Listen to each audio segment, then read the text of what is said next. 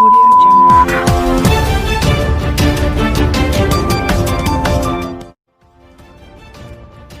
आप देख रहे हैं हिंदुस्तान बीबीसी न्यूज़।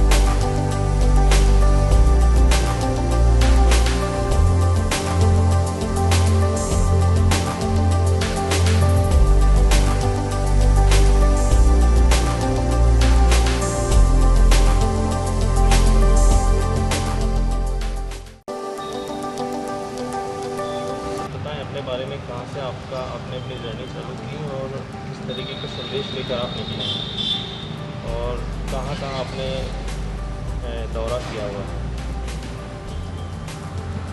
मेरा नाम विजेंद्र सिंह है और रोहतक हरियाणा का मैं रहने वाला हूँ।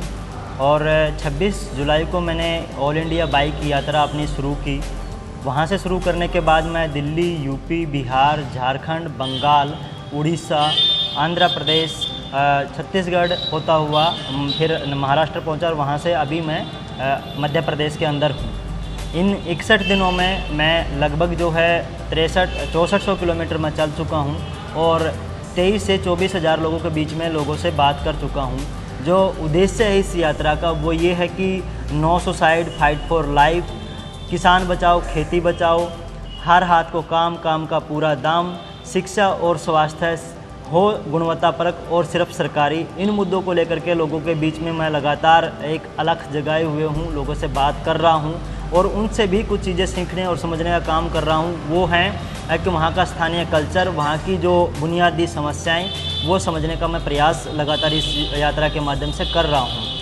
जब मैं बात करता हूँ रोज़गार की, तो रोज़गार में मैं लोगों से बात करता हूँ कि सरकारें लगातार जो है वो एक तरीके से सरकारी महकमों को बेचने का काम कर रही हैं। अगर सरकारी रोज़गार नहीं बचेगा तो फिर स्थायी रोज़गार कहाँ मिलेगा, एक बात। दूसरी बात है कि विजय माल्या या फिर जो है कुछ लोगों को बड़ा लोन देकर के यहाँ से भगाने में मदद करती हैं सरकारें, जबकि यहाँ का नौजवान युवा जब रोज़गार के लिए लोन मांगने जाता है 50,000, लाख, 1.5 लाख, उसमें आनाकानी की जाती है, बहुत सारे फार्म की फॉर्मेलिटीज़ की जाती है, तो परंतु उन्हें लोन नहीं दिया जाता है।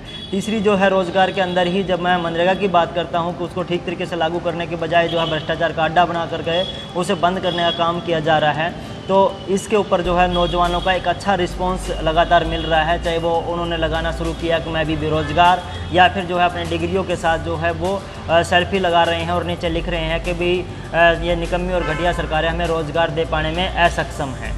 क्योंकि किसान लगातार हर साल घाटे में जा रहा है, क्योंकि उसकी फसल से जो आमदनी है वो कम हो रही है और उसके ऊपर लागत जो है हर साल बहुत ज़्यादा हो रही है। चाहे वो डीजल के रेट बढ़ने की वजह से है, चाहे वो कंपनियों के द्वारा खाद और बीज के जो रेट बढ़ाने की वजह से है, या फिर मौसम की जो मार उसके ऊपर लगातार पड़ रही है उसकी वजह से।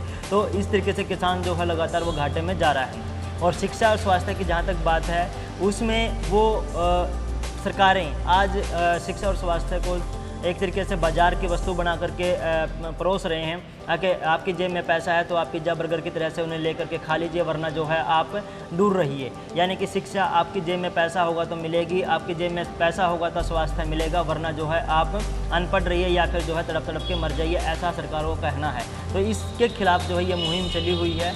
और जब मैं निकला हूँ, आज 61वां दिन है, तो मैं देख पा रहा हूँ पीछे मुड़ करके कि लोगों ने जब देखा कि एक CD डिलक्स बाइक, छोटी सी बाइक पे हरियाणा का एक नौजवान जब इतनी दूर उनसे बात करने के लिए आया है, तो लोगों ने एक तरीके से हौसला लिया है। क्योंकि कोरोना काल में वो एक दबा हुआ, अपने आप को ठगा हुआ या फिर अपने आप को बहुत निराशा के माहौल में वो पा रहे थे, परंतु जैसे ही उन्होंने जब देखा कि एक नौजवान आया है और वो इतनी दूर चल के आकर के बात कर सकता है, तो निश्चित तौर पे हमें भी हौसला करना चाहिए।